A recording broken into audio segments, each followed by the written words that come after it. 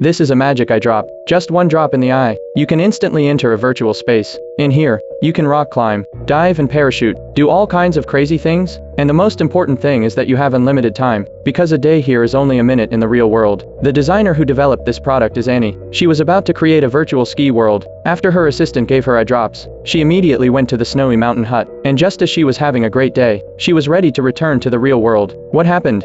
She was back in the same snowy mountain hut she'd started in. The snowy landscape was exactly the same. She was forced to spend another day in virtual space. And here's the weird thing. Every time she thought it was over, she'd be right back where she started. On the fourth day, the snowy mountains in the virtual world had begun to distort. And in the real world, Annie was trembling and unable to move. The assistant sensed something was wrong. He immediately took out a syringe. The virtual world continues to distort. Annie's headache is unbearable. All she could do was keep reassuring herself. It's just code.